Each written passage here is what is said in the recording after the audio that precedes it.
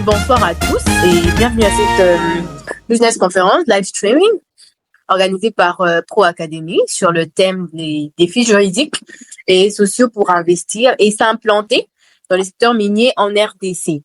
Et on parlera des opportunités et obstacles. Alors, ces thèmes va nous amener à comprendre comment le secteur minier fonctionne dans notre pays, bien évidemment, et comment y accéder en tant que privé, et quelles sont les réalités sur terrain. Et le thème choisi par Pro Academy est que l'on découvre à travers ces éléments suivants. Et on se retrouve juste après. Je pense que on doit balancer une vidéo qui va expliquer pourquoi le thème que Pro Academy a eu à proposer ce soir. Okay, let's go.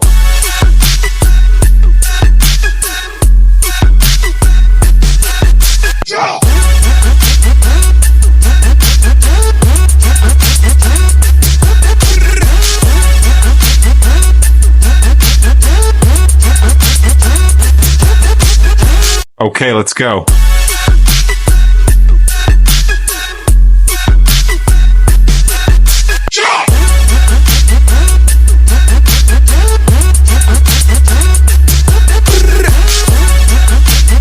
Okay, let's go.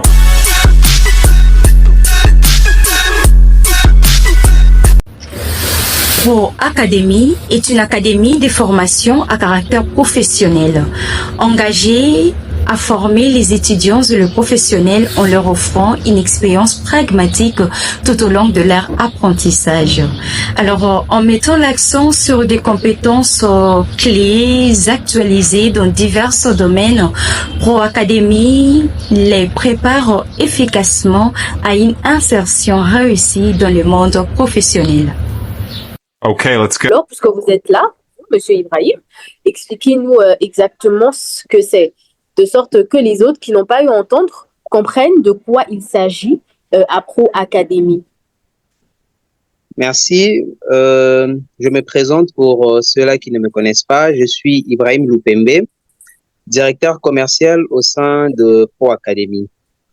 Alors, Pro Academy est une académie, excusez-moi la tautologie, un établissement pédagogique qui forme, qui organise, n'est-ce pas, de formation professionnelle. C'est-à-dire essayer de ramener ce qui a été plus de la théorie, de la littérature dans les établissements universitaires, essayer de ramener de la pratique dans ces enseignements, tout en essayant de faire une immersion, n'est-ce pas, dans la vie professionnelle de chacun des secteurs qui existent en RDC. Donc, avec quelques phrases, voilà ce qui est Pro Academy. Actuellement, nous sommes en train d'organiser un programme. On a fini il y a une semaine un autre programme qui était basé sur la formation en droit minier et également le droit commercial. Et il y a une autre formation, un autre programme qui est en cours, qui va prendre fin le 27 de ces mois, qui est basé, n'est-ce pas, sur la gestion financière informatisée ainsi que le droit commercial. Voilà ce qui en est de Pro Academy, Madame Malinda. Voilà, je pense que nous tous avons entendu et compris ce que Monsieur Ibrahim, le directeur commercial, a eu à nous introduire il a déjà eu à introduire, voilà, notre sujet.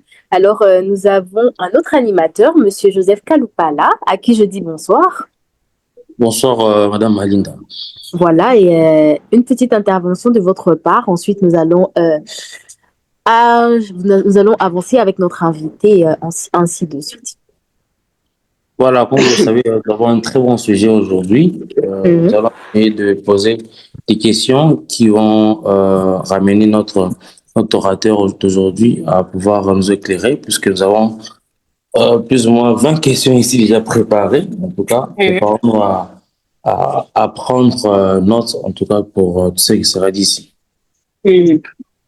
Madame Malinda, sans vous interrompre, pour essayer de compléter, n'est-ce pas, Monsieur Joseph Kaloupala, qui s'est abstenu, n'est-ce pas, de se présenter complètement. Ah, Je tiens à signaler, Vraiment. je tiens à signaler que c'est quelqu'un de la télévision qui est avec nous pour cette conférence de ce soir. C'est un journaliste. Allez-y, Monsieur Kaloupala, oui, vous voulez Grand compléter? respect à vous, hein. je suis Joseph Kaloupala, journaliste et présentateur à la PES Télévision. Nous sommes ici à Kinshasa, en RDC. Voilà.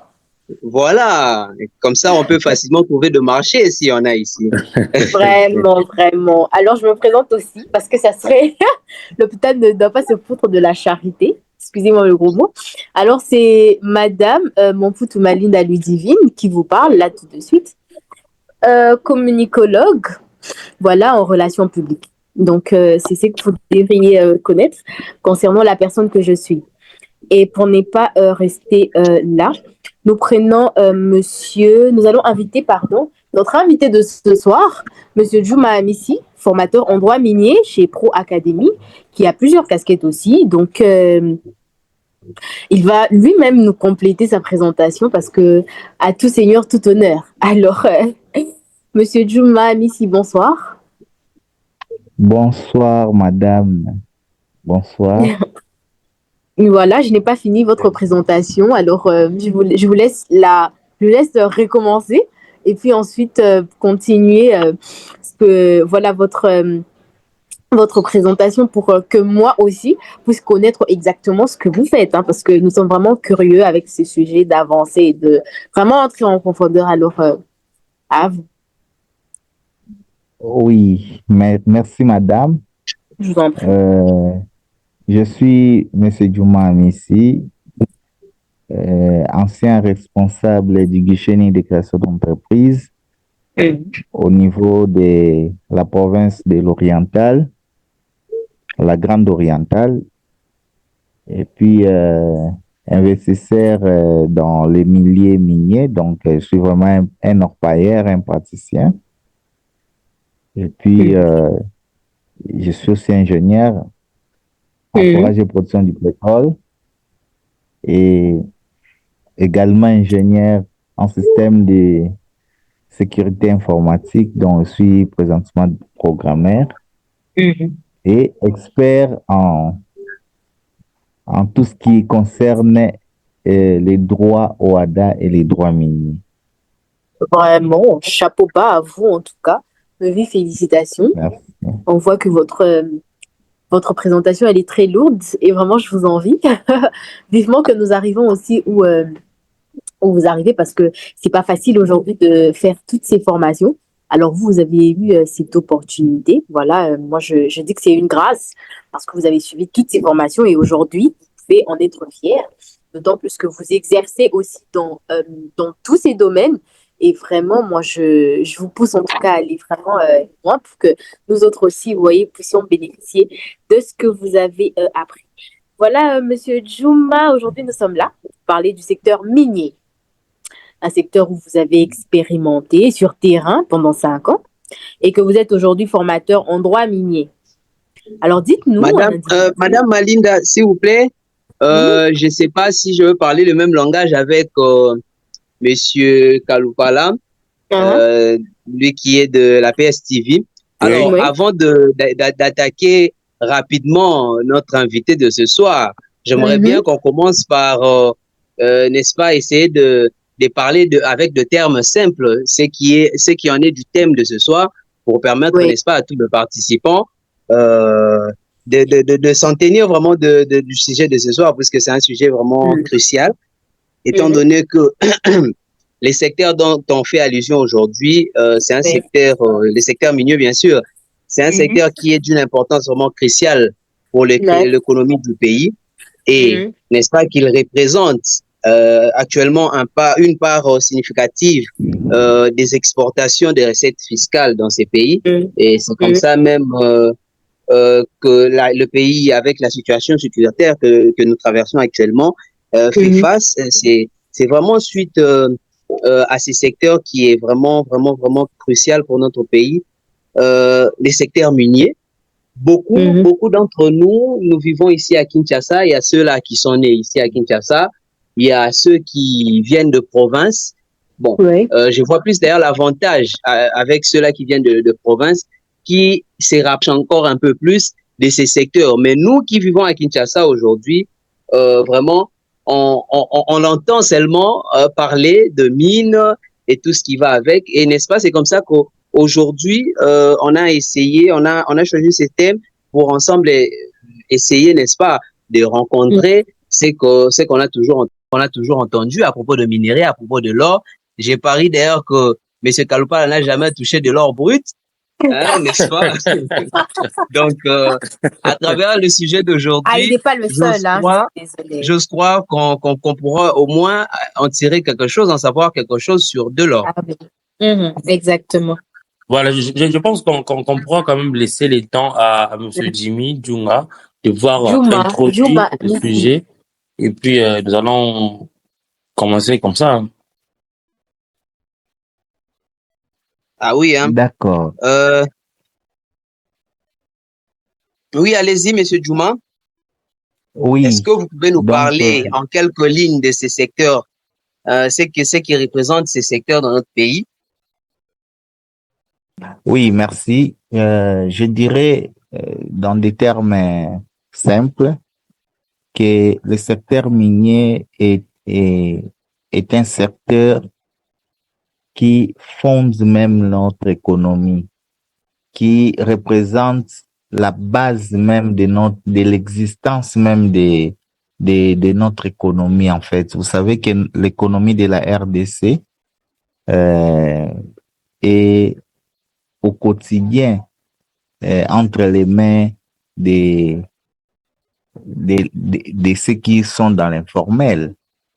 En grande partie, je prends les secteurs, par exemple, agricole, qui n'est pas un secteur soutenu par des entreprises, moins encore l'État et consorts. Et puis, il y a d'autres secteurs des commerces général, donc nous n'avons pas des structures gigantesques pouvant soutenir ces secteurs. Donc, ce qui a une incidence sur l'économie nationale. Alors, le secteur minier reste les seuls secteurs qui peut bouger notre économie en positif ou en négatif. Cela ne signifie pas qu'on doit négliger le reste, mais les secteurs miniers chez nous, que ça soit, c'est valable aussi pour les individus, puisque nous, en RDC, malheureusement, nous nous intéressons pas, surtout en majorité, de ces secteurs-là. On ne veut pas savoir de quoi il s'agit, puisqu'on reste théorique à suivre les gens à la télé. Alors, en bref, je dirais que les secteurs miniers en RDC représentent les socles de notre économie, tant pour les particuliers que pour l'État congolais. Ah oui, merci beaucoup, Monsieur Jimmy. Mais quel est le rôle de l'État congolais dans la régularisation de ce secteur-là? Puisque comme c'est un secteur base, un secteur socle, comme vous l'avez dit, mais qu'est-ce que l'État congolais fait pour réguler ces secteurs? Oui, l'État congolais, déjà, je vais vous parler de la loi de 2002. Bon, sans vraiment citer les articles. Déjà, il y a eu un code minier en 2002 qui ne permettait pas vraiment aux particuliers, surtout aux Congolais, à la communauté locale, de se retrouver par rapport aux mines en général, puisque je vais plus parler de l'or, puisque c'est là mon domaine d'intervention. Mais par rapport aux mines en général, l'État avait mis en place une loi, le législateur avait mis en place la loi qui est le code minier, pouvant régulariser le secteur minier. Il n'y a pas que la loi, il y a aussi les règlements miniers et certains arrêtés, certaines lois ponctuelles telles que les lois financières, les lois des finances annuelles qui interviennent dans ce secteur. Mais à un certain moment, on s'est rendu compte que la population locale n'a pas accès direct à la richesse de la RDC, la richesse des sous-sols. C'est comme ça qu'en 2018, l'État avait amendé cette loi et complété ce qui n'existait pas. Donc, il y a eu beaucoup d'innovations en faveur de la population congolaise. Malheureusement, nous avons des instruments juridiques que nous ne voulons pas utiliser, faute souvent de connaissances. Mais l'État a fait la grande part des travail par rapport à la régulation. Et puis, il a mis en place des structures, des services efficaces pour gérer avec des missions concrètes pour gérer ce secteur. Je prends le cas des cadastres miniers. Il y a aussi ACAM, qui est l'agence congolaise des mines. Et puis, il y a des divisions des mines et consorts.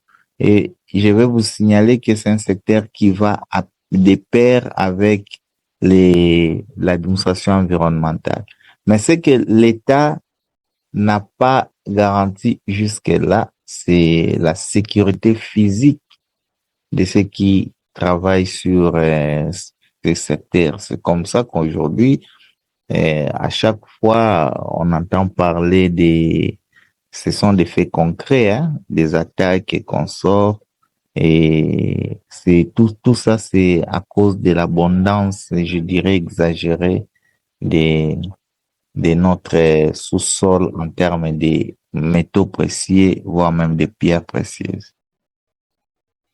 Alors, à vous attendre, Monsieur Djouma, pour aller dans le même sens d'idée que Monsieur Joseph Kaloupala, c'est-à-dire que ce secteur est quand même régulé, c'est-à-dire que les choses permettent quand même qu'on l'exploite. C'est un terrain qu'on peut quand même exploiter.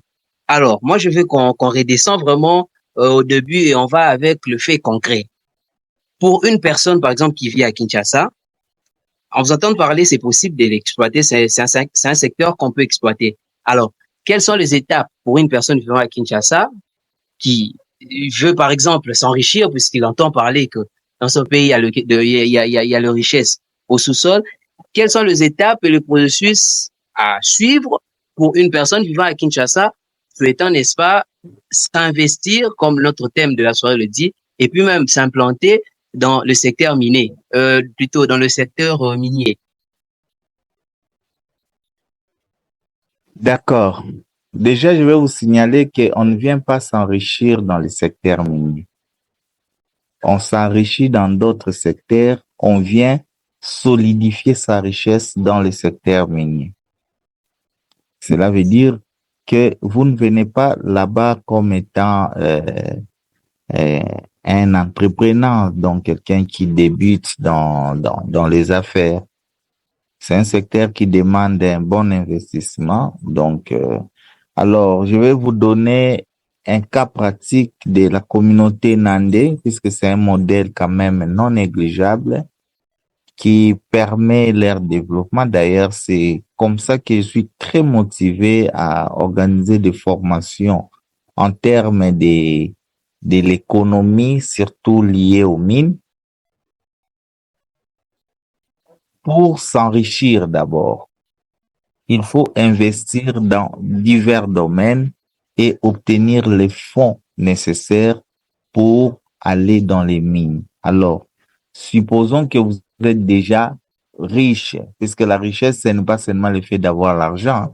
La richesse, c'est toute une vision et toute une discipline.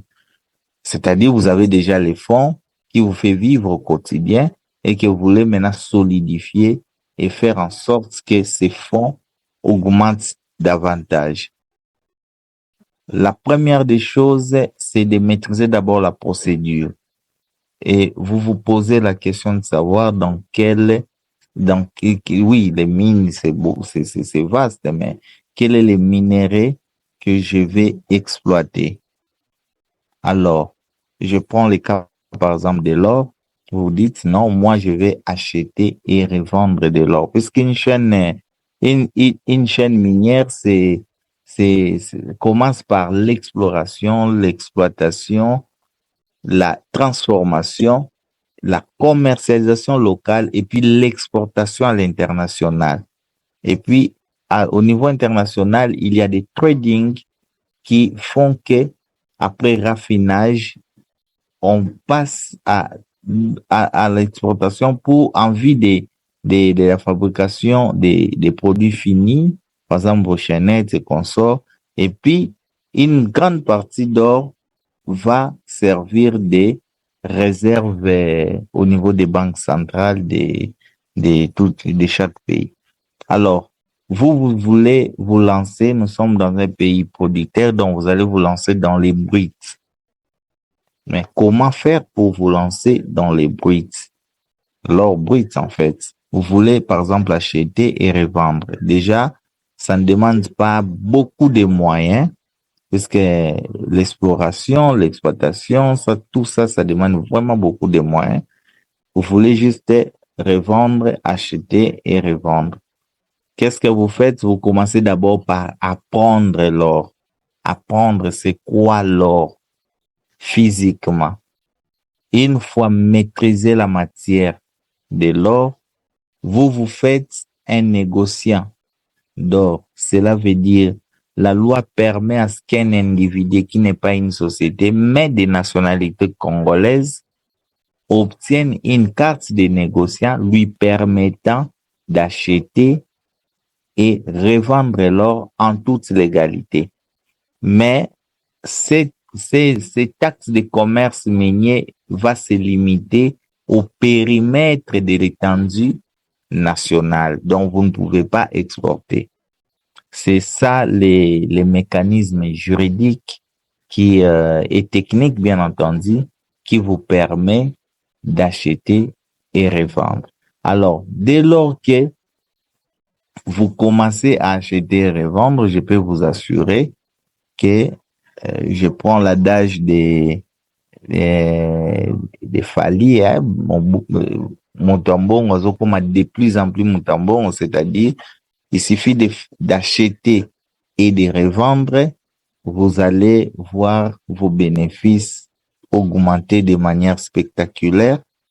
Pourquoi? Parce que l'or, c'est vraiment ça la base même de l'économie.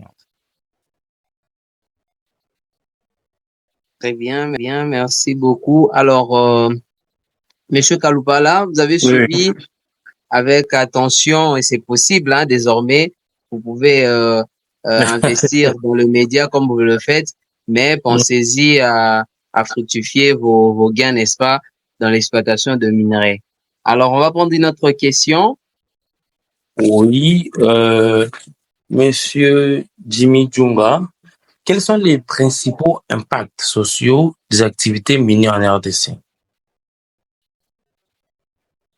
Oui, l'impact social est péjoratif. Vous remarquez que dans des zones minières, il y a la vie n'est pas saine.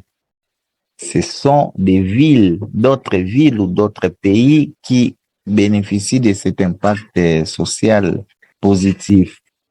Alors, qu'est-ce qui s'est passé?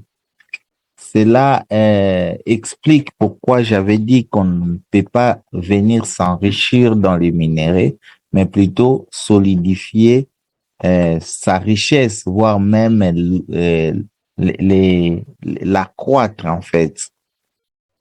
On ne peut pas, s'il y a un impact négatif, au-delà du fait que il y a la corruption au niveau dans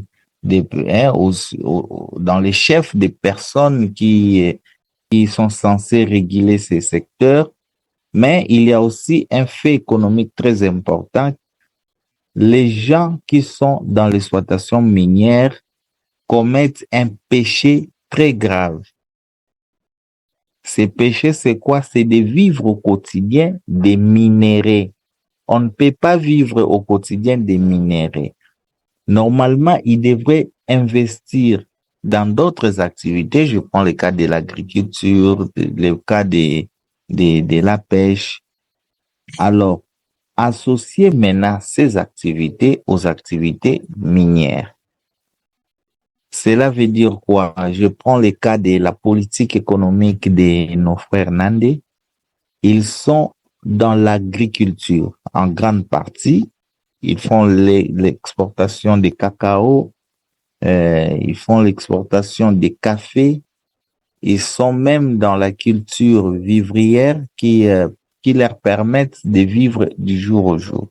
Mais les bénéfices qu'ils font dans toutes leurs activités, et bien sûr, et d'autres fonds qu'ils ont eu en dehors de ces activités, c'est cela qui leur permettent d'acheter et revendre de l'or, voire même d'exploiter dans la partie extractive. Alors,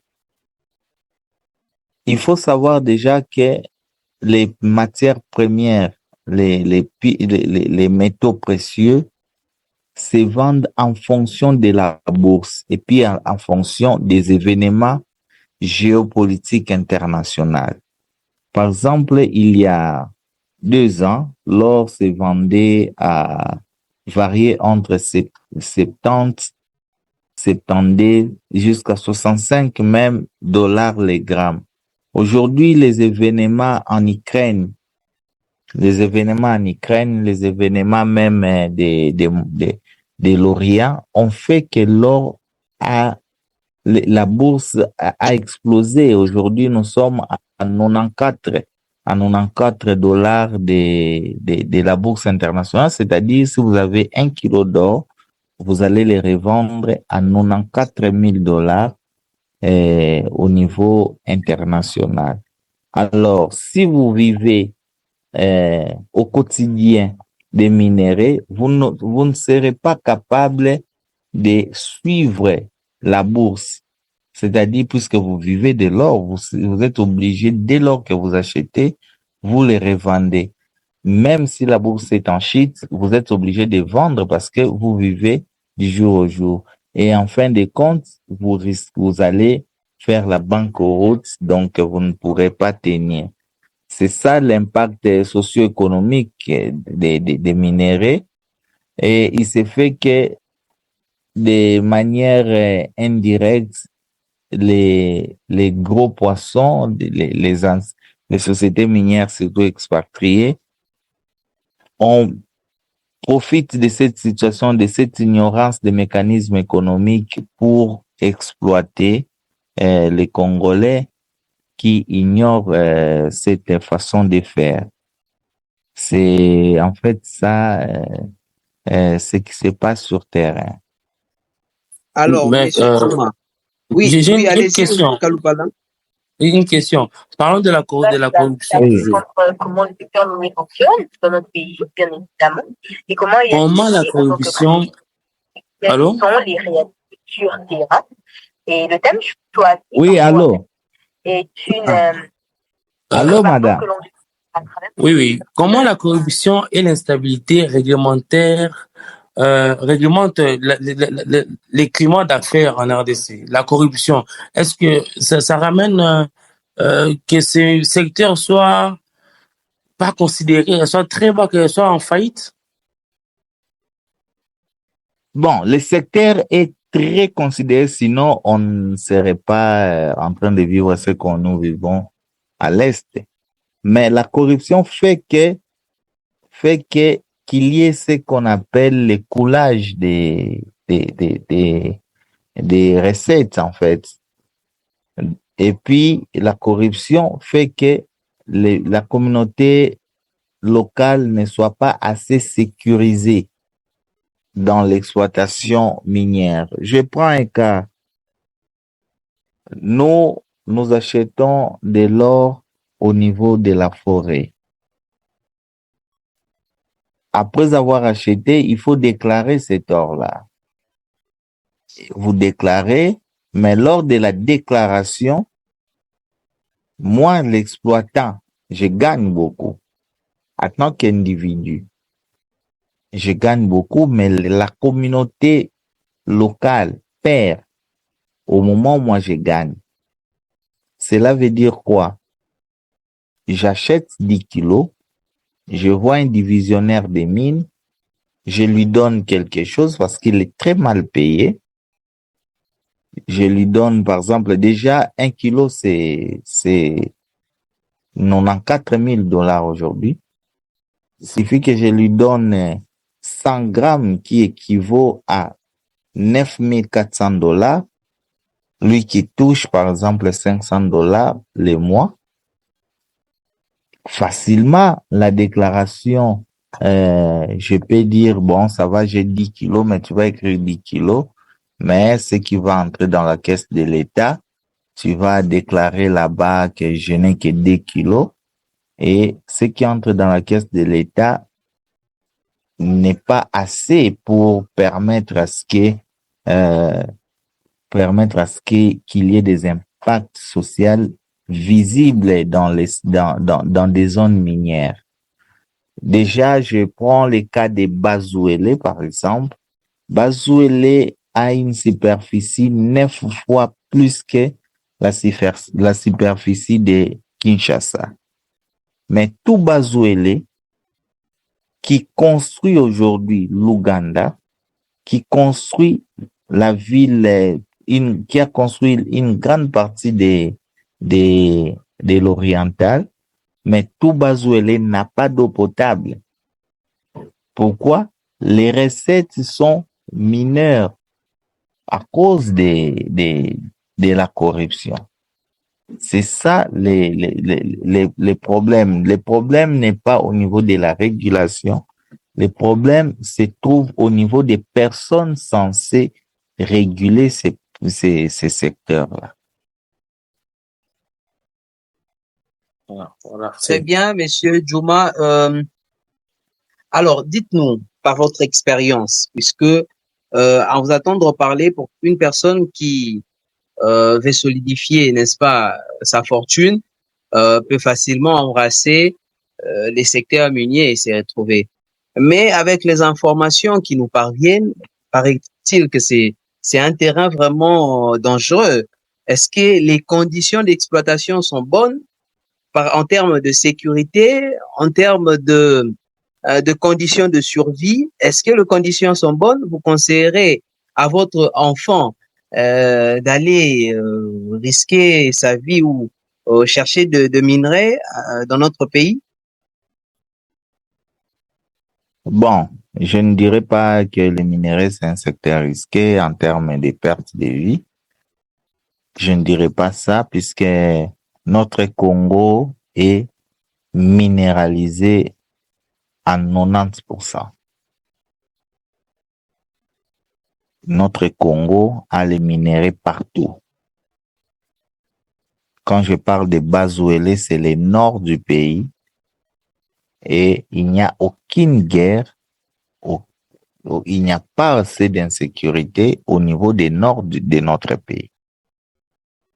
Ce que je conseillerais aux gens, c'est d'apprendre les minéraux et apprendre à leurs enfants et à leurs petits-enfants les matières précieuses que nous avons. Ils doivent les connaître.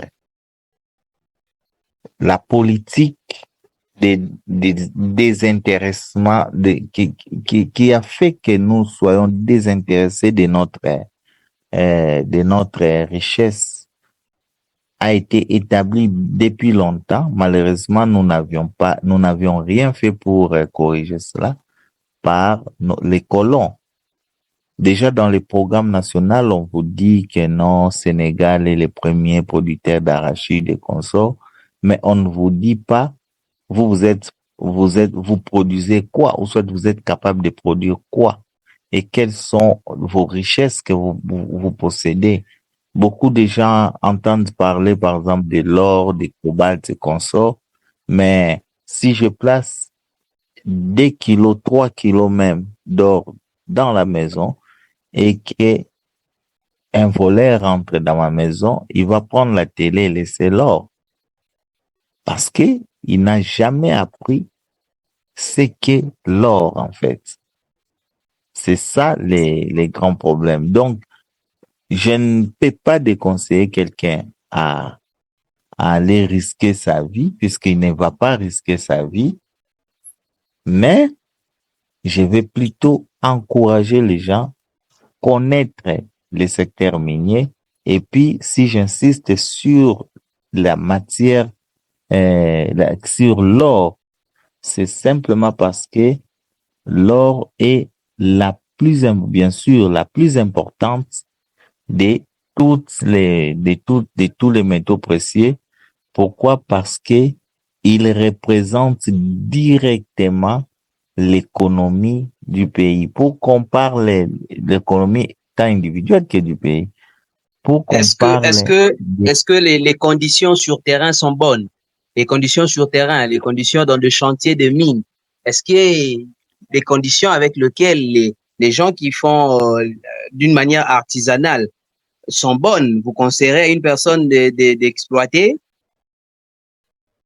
Je ne conseillerais pas à une personne qui n'a pas assez de moyens et de temps à consacrer à l'exploitation d'aller exploiter.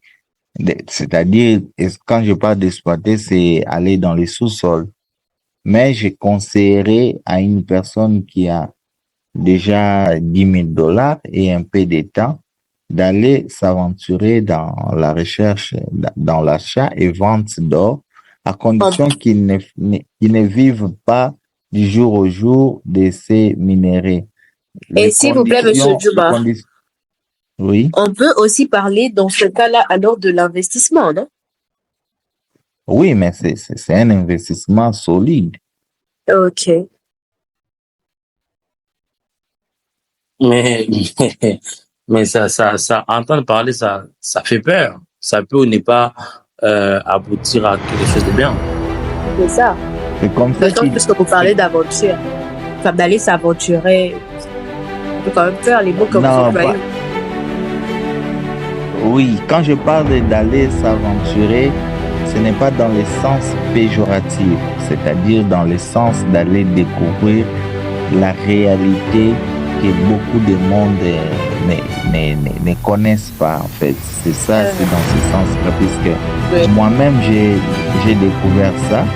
Et puis, ce n'est pas pour rien, nous organisons des formations. C'est pour montrer maintenant les schémas économiques. Déjà, la première édition